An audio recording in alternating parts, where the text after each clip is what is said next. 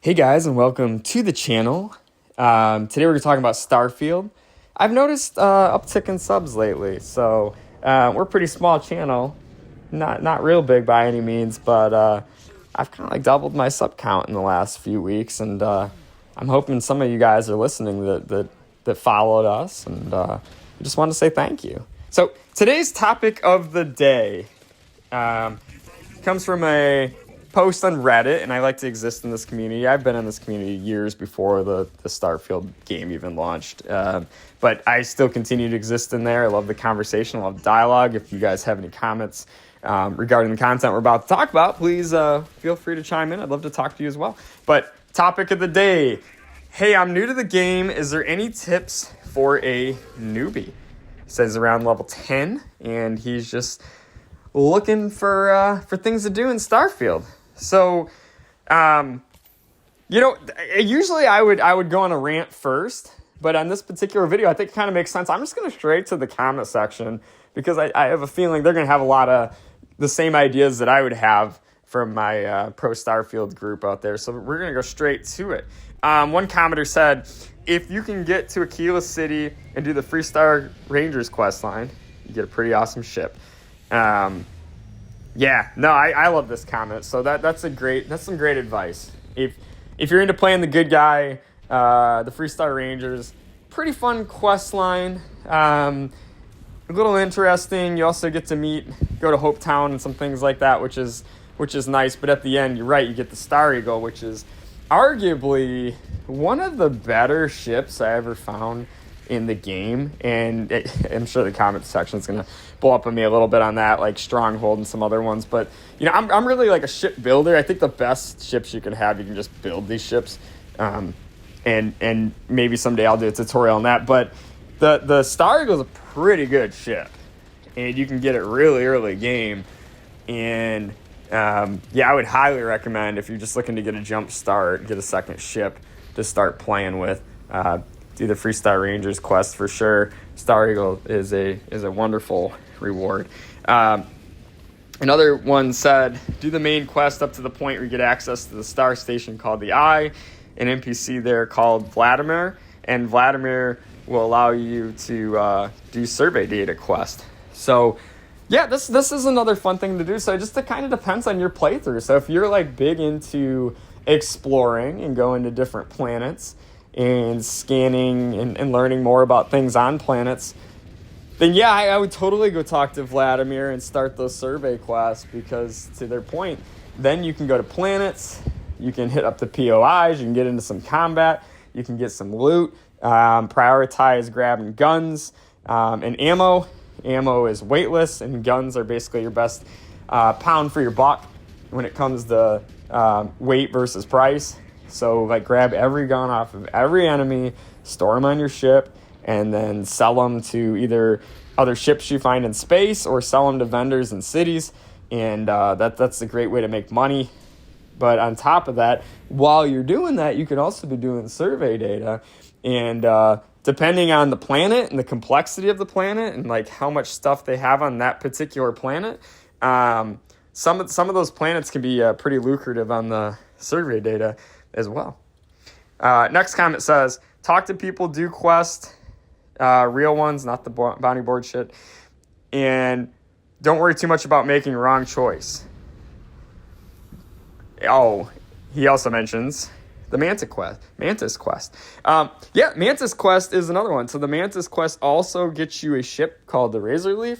You can get it semi-early game. I would say that it's out in a system that's a little higher level, but I think you can make it out there if you just go straight to the planet. I did a whole guide on Mantis quest, but essentially you need to kill spacers at POIs. Someone's going to drop a slate, which is going to queue off the Mantis quest. And I can leave a link in my description if anybody wants to know more about how to get the Mantis. It comes with a spacesuit too, so you can get one of the cooler spacesuits in the game as well as a ship. So Mantis quest is great advice that I would give any new player as well. Commenter said, don't restart, just play the whole game through. It's meant to be played again and again, saving your abilities, making it easier over time. Yeah.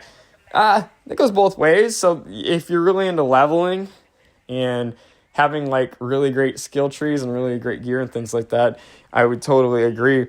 My original character is New Game +9, and essentially I just leave it at that.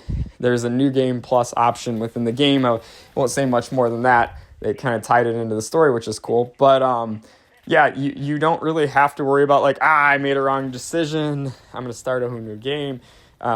If you go through the main quest, eventually you'll have the option to do New Game Plus, which basically wipes the galaxy clean, but lets you keep your perks and levels and things like that, and you can just keep building from there. And you can make all kinds of different decisions that time around. Like one time I was, Constellation. The next time I played like a straight pirate run. The next time I played a straight Freestar Collective run. I would build characters and roleplay to those. I would actually even go to enhance and change the look of my character every single time too, just to really get into that role playing. And it felt like a new character every single time. But I was able to keep my levels and perks. Nowadays with the modding community and stuff, I usually don't do that as much anymore. I just start like new games and for more of a challenge, because my character ended up being like 100 something, and at that point they're pretty OP, and just I didn't feel the game was very challenging anymore. So now like I usually do like mods tailored around the player I have in my head, build out that character and just start a new game each time. But no, I think it's good advice.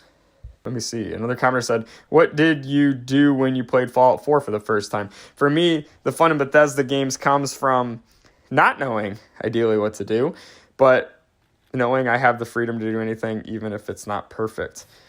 I agree. I think that's the main thing with Bethesda in general, and the beauty of those games is just that realistically, there doesn't have to be a game book. This isn't a multiplayer game. There's no race to levels. There's no race to skills. Sit back, enjoy it, take it in, take your time, and just do whatever you want. Go whatever direction you want. You don't even have to.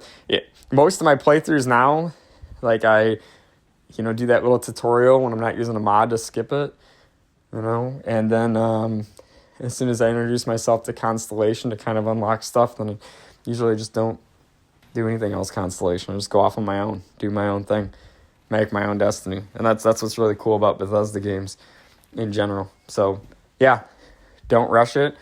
Go around, walk through the major cities. People will be talking. You'll overhear things. It'll send you on a quest this direction. When you're out on that quest, you'll find something else. You'll get sidetracked that way. Just let the game naturally take you around and take your time, and that's the best way to play. Another commenter said, use your early skill points carefully, prioritize your boost pack and piloting skills until you can navigate comfortably. Yeah, I would agree. I mean, especially if you like to pilot like a lot of ships, you like to steal ships and register ships, what you're going to find is if your piloting's low, you can't fly most ships. You can't, I don't know if you can buy them or not, but you can't fly them, and you definitely can't steal them. So you'll board other ships, and then when you get on the ship, you'll realize it'll be like, you don't have enough piloting skill. So I do agree, I'd get the piloting skill up pretty quick if you're into the space element of Starfield and you wanna be flying ships and things like that. Get that one up. And then the boost pack too is pretty similar. Like for me, whenever I start a new game, I guess the original time I played the game, I played as a bounty hunter, so I had a boost pack almost immediately. And when I played the next time through, I realized that's not actually always the case. So yeah, you want the boost back in Starfield. It's a ton of fun. And I'd bump it up to at least level 3. So that way you get not only the ability to damage enemies when you take off, but also the ability to kind of hover when you're aiming down sights. I don't always go to level 4 because that slows down time when aiming down sights. If that's your jam, cool. But I would get the boost pack up to at least level 3, and I'd do that pretty early game when levels are easy because it just makes the gameplay in Starfield so dang fun. Another commenter said, I never see people steer newbies towards the Tracker Alliance. Maybe it's because it used to be a Creations add-on, but usually I had that way early on. Yep, I would agree. So, and he's going to go on to talk about the gear and stuff like that. I see that real quick. But, so if you do the Trackers Alliance, which can be found just outside most major cities, there'll be a person that introduces himself. The headquarters in the headquarters is in Aquila City in Cheyenne.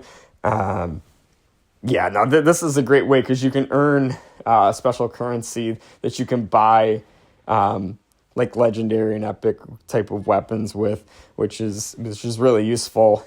I think a lot of people don't recommend it because it came out like quite a bit after Starfield came out. So people are probably thinking of like their first playthrough. But if you've played through the game a lot of times like me, I've new game +9 on one character, and I've probably started like another 5 to 7 characters, which are roleplay characters I start from scratch. But a lot of those happened after the Tracker Alliance for me. So like in that case, I would 100% recommend Trackers Alliance early for that same point, as it will give you kind of a head start on some of this other stuff. And I think this last comment really nails it on the head. Number one tip, and I mean number one of all, have fun, don't rush, enjoy the game. I think that's probably the most important thing, is we're in this world of like trying to level up as fast as we can and have like the greatest gear and stuff, because we're so used to the like Fortnite experience where I only have so much time to beat the battle pass, or I'm wasted my money that I spent on the V-Bucks and or the Destiny experience where you got to stay relevant if you want to play dungeons with your friends, or I could go on and on. But the point being that Starfield's not that, man. It's single player. It's just the experience that you make it. You don't have to gain levels quickly. You can just get on. It doesn't matter if you gain a level all night if you have fun. And I think that's what's so beautiful about it. And I think this is the best advice of all, is all those other things are great tips if you're really trying to get ahead early. But I think the biggest way to win at Starfield is not to try to win. And it's kind of tacky, but it's true. That's the point of these beautiful single player games, is just get immersed in it. Just enjoy it. You could spend the whole night just walking through Neon or something if you wanted to. It doesn't matter. There's no rush. Turn down the lights, put on some good headphones or some good speakers, listen to all the ambience of the game, fly around your ship, decorate things, get lost in decoration, get lost in customization. When I start this game, I spend the first 3 hours just building the character every time. Whenever I start a new playthrough, I just sit on the character creation screen for 2 to 3 hours. And maybe that's a little bit of an exaggeration, but I spend almost my whole first night just literally getting the character the way I want the character to look. So, and that's the point.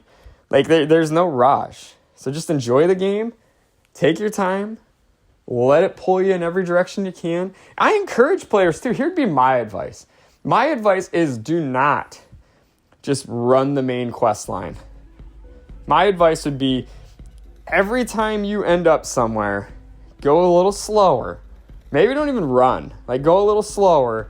Wait until you hear a conversation over here. And when this activity pops up on your screen, which will happen all the time, talk to this person about this. Talk to that person. And then let the game just take you where it takes you. And you will find it is so much more enjoyable than chasing dots around the map, trying to rush through for story progression. Just let the game take you in random directions, and I think you'll have a lot of fun. So that's going to do it for today, guys. I appreciate anybody that stuck around this whole video. If you enjoyed it, give me a comment. Give me a sub if you want. We're going to keep talking Starfield for a while, probably, and I'm really hoping this DLC comes out pretty soon. We can talk more about that. But, I appreciate you sticking around this long, and hope you have a wonderful day, and we'll talk soon. Bye.